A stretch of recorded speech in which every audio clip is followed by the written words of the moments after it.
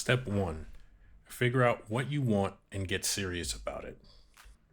You have to realize that the reality that you want is possible and that you have the power to change it. Step two, write it down. This is a very crucial step.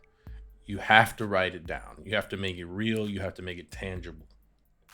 The way that I go about doing this is I use what I like to call a brain dump technique, which is basically you take all the thoughts, all the ideas, anything related to what you want, what your goal is, and you put them all down on some kind of tangible form, whether that's pen and paper, whether you write it in your phone, you write it on your notes. Personally, I use pen and paper and what's called a mind map, which is basically just a brainstorming tool, like a visual brainstorming tool that allows you to just put your ideas all out on space in whatever form you want, whether that's a handwriting or sticky notes or documents, pictures, graphs, charts. It just lets you put your thoughts onto some form of documentation. Step three, find your focus and then find your why.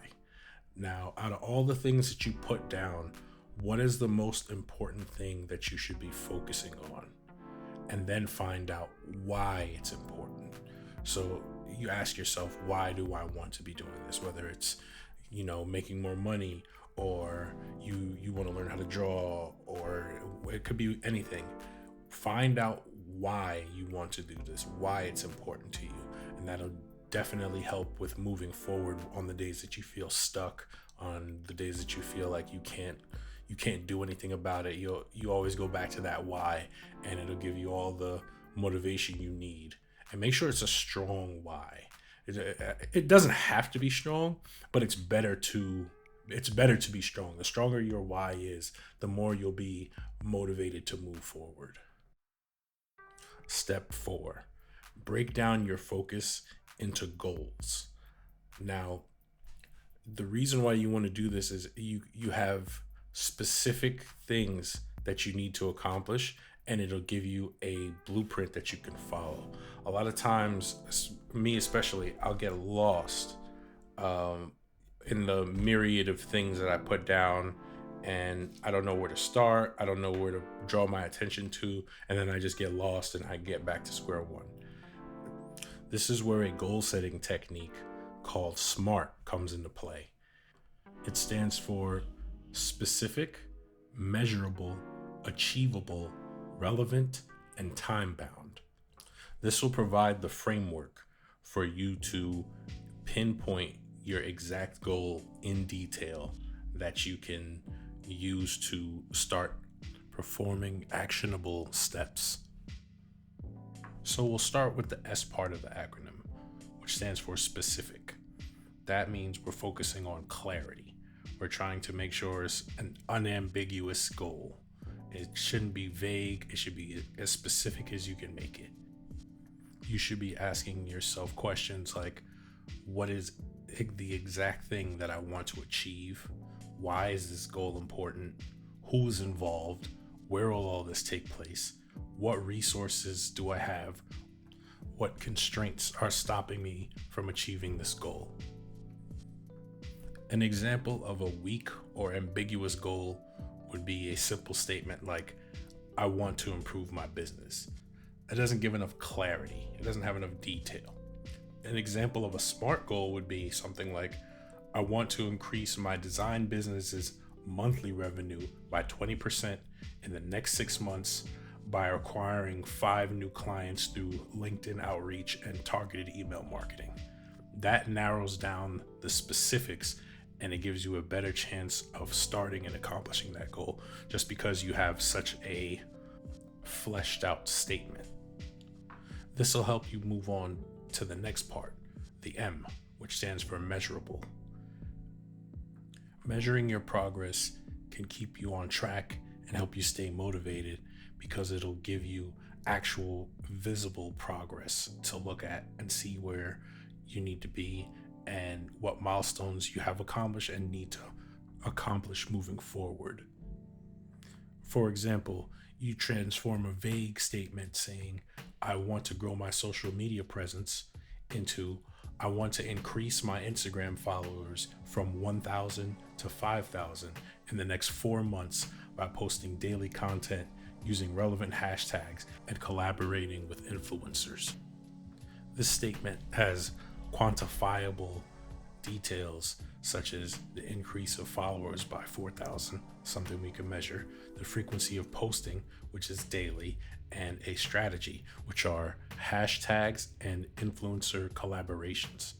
You should use numbers wherever possible and track both your short term milestones and your long term outcomes. Now we move on to the A in SMART, which stands for achievable. You have to set realistic yet achievable goals. Goals should challenge you, but they need to be within reach of your resources, skills, and timeline that you currently possess. Unrealistic goals will burn you out and frustrate you, and goals that are too easy can be uninspiring. But easy goals may be necessary at the beginning just to give you some momentum. Some of the questions you should ask yourselves are, do I have the skills and resources to achieve this goal? What obstacles might I encounter? And what additional tools, resources, and support might I need to achieve this? Asking these questions will help you transform a goal of, say, becoming a famous YouTuber in 1 month to a SMART goal that says, I want to publish 2 high quality YouTube videos per week for the next 6 months, focusing on educational content about digital art and reach 5,000 subscribers. These goals should push the boundaries of your abilities, but they shouldn't be impossible. You have to factor in your existing commitments and your available resources, but they should be doable. You can help yourself by breaking down large, complex goals into smaller milestones, and that'll help make it more achievable for you. Not only should they be achievable, they should be relevant. A relevant goal fits into the bigger picture of your mission. It makes sure that your time and energy are directed towards the things that actually matter and you're not wasting time. You should be asking yourself, does this goal align with my long-term vision? Is this the right time for this goal? Does this goal support other goals or does it conflict with them? For example, you say, I want to learn animation. And a SMART goal to that would be, as a freelance graphic designer, I want to learn After Effects over the next 3 months to offer animation services to my clients and increase my offerings.